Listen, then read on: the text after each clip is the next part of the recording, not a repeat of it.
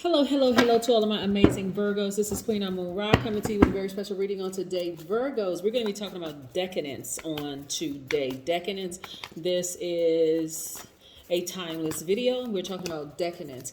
Not only are we going to be breaking down decadence, which means decanoi, that is the Greek word for decanoi, which actually means 10 days apart. You've seen my videos on cusp. Now we're going to be talking about decadence. So it's 10 days apart. So in your season, during Virgo season, it's 30 days, 31 days, but it's every 10 days starts a new decadence, right? So let's say your season starts August 23rd. So if your birthday falls between August 23rd through September 1st, that's that's about 10 days, right? That's 10 days or so.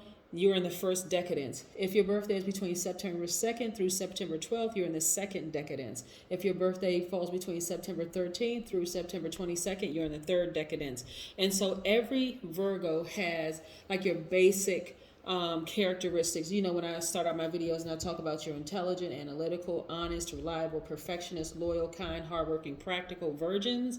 You know, when I say that, gods and goddesses, yes. But then there's an extra little sauce added to it when you're in each decadence. And that's why not all Virgos are the same. So let's get into it. Let's get into it and see how you are separated from the rest of the Virgos. Like what makes you different and special and unique from the rest of the Virgos. So I encourage you to actually watch all three of them because I'm quite sure you know some Virgos that the birthdays fall in the second and third decadence. So let's go.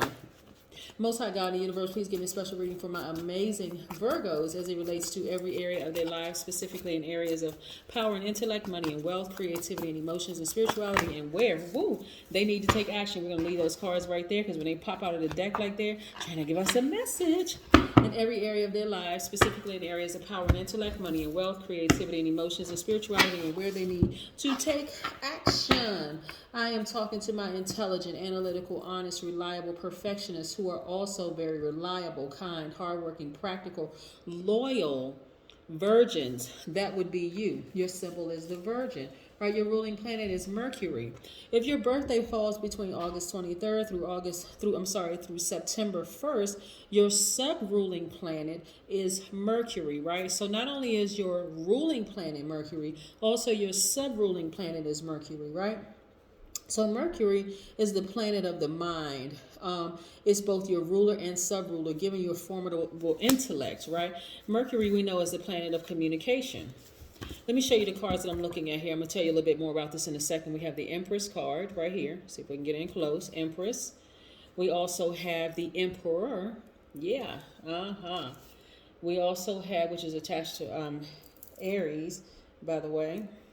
We also have the Knight of Wands. We also have the Six of Swords. Let me see if I can make some more room here. Six of Swords. We have the Eight of Wands right here. We also have the Two of Pentacles. We also have the Ten of Swords. Let me see if I can make a little bit more room. Ten of Swords. We have the Nine of Pentacles. Yep. We also have the Knight of Swords. Yep. We also have the King of Wands.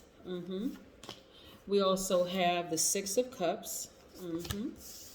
We also have the Three of Wands. A lot of cards came out for you all. We also have the Two of Cups. We have the Ace of Wands. Gosh, I need to make a whole lot more room. And then we also have the King of Swords, right? So let's look at all of this, okay? So as a Virgo, you're divine feminine by default. So that means you're a nurturer. I see a lot of fire. I see a lot of you all like really tapping into your fire because you're highly spiritually gifted, right? Highly, highly spiritually gifted. Your approach actually is a first decon to problems are rational. You have a very rational approach. You want to find out the reason things happen, and then you want to apply your knowledge to working out a better system.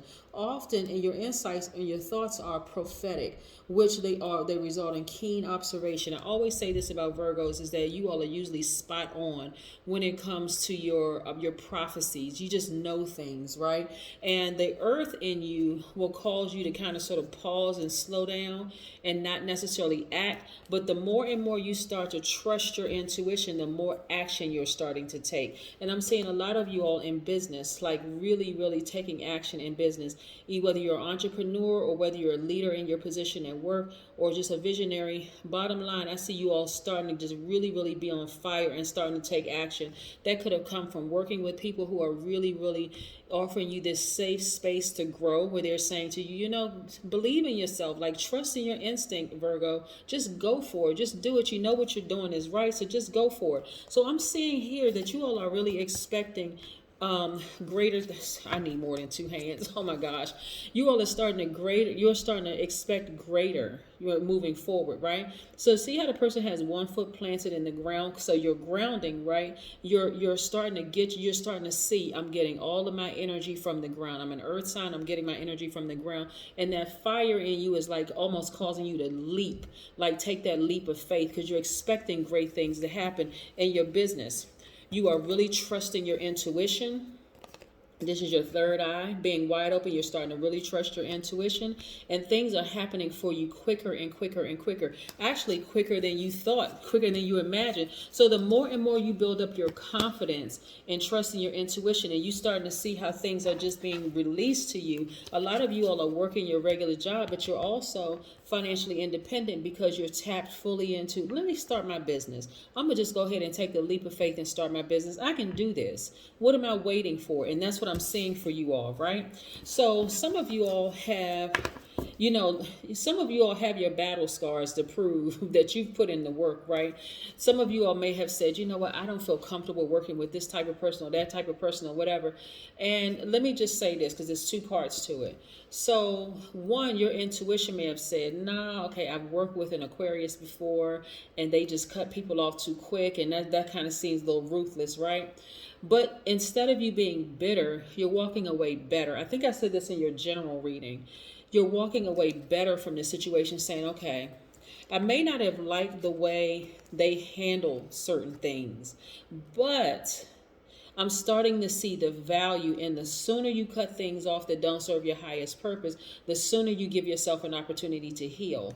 This is not like giving air, like a little bit of air, like siphoning air, giving like a little bit of air to it, just keeping certain things alive. You're like, no, severing ties completely, blocking numbers, no more phone calls, no more access to emails, no more nothing, so that you can heal quicker. And that's probably what some of you all may have learned by tapping into maybe the Aquarius in your own birth chart. Like, okay, either you could have been influenced by an Aquarius, or you may have had a situation with an Aquarius, or whatever the case may be. You may have thought an Aquarius, Gemini, or Libra may be the sign that just like quickly just cuts people off and keep it moving. And that may have seemed ruthless to you before, but now in hindsight, you're starting to see, hold on, I heal a lot quicker when I take action quicker. Right? I take action quicker. I just move on, and I'm not operating in fear. There's a part of you that may feel like a little timid and scared moving forward. Like, what's going to happen? Is something going to happen if I just sever ties with this situation? No, we create our own karma. We do. All of us, we create our own karma. So you're not even concerned about that. You're just like, hey, let the chips fall where they may.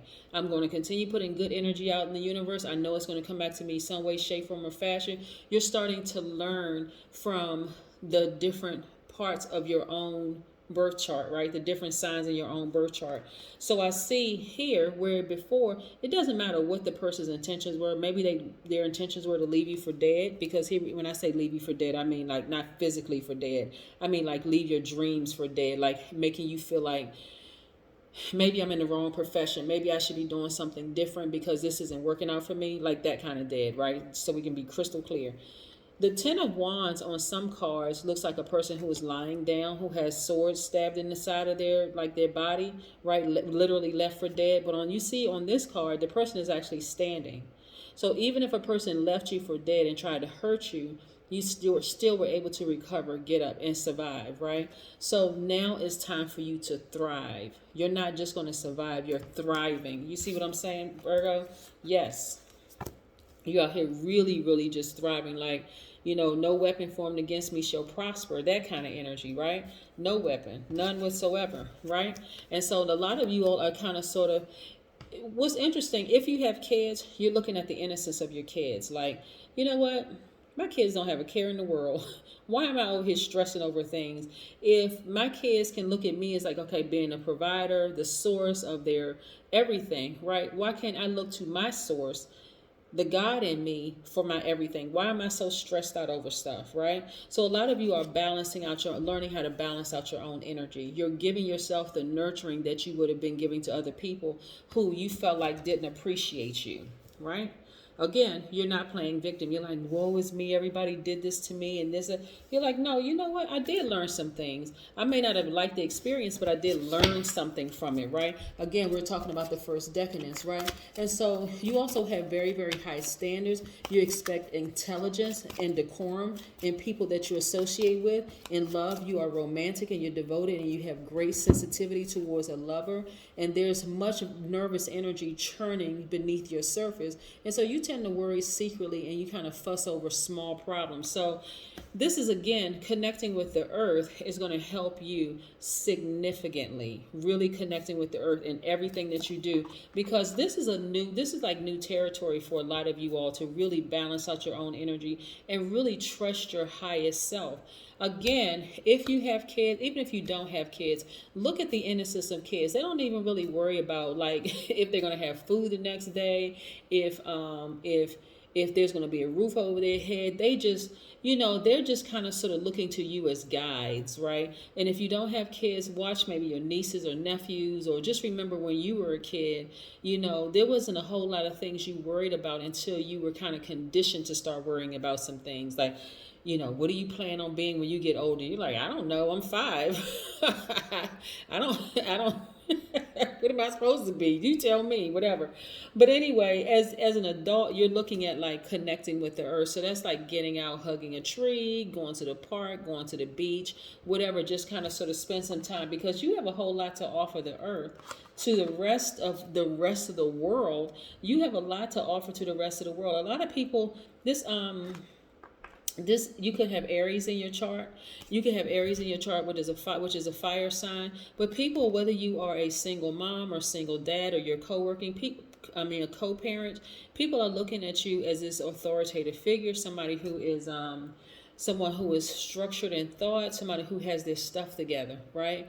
But nevertheless, people really, really look up to you. So now it's time for you to really, really get out there and shine, Virgo. I mean, really, get out there and shine. You're not bitter. You're better because of your experiences. You've learned a lot. You're on fire. You're expecting greatness out of yourself. You're looking to Most High God as your source. Just like kids look up to you as like their guide, you're looking to your Most High God as your source, as your guide, right? You're saying, okay, guide me. Tell me what I need to do. I'm listening to my intuition. I'm going to act sooner. Thank you for putting me in contact with certain signs where I may not have understood why things happened the way that they did. I'm not bitter. I feel like I'm better. I learned from it. So now I know how to heal myself quicker. This is what you've learned from those things, Virgo. So that is what I have for you. Again, if your birthday falls between August 23rd through September 1st, I'm talking to you. You are the first decadence. And again, so that's 10-day period. So now I'm going to move on to the second decadence for September 2nd through September 12th. Don't forget to check out that video. Bye.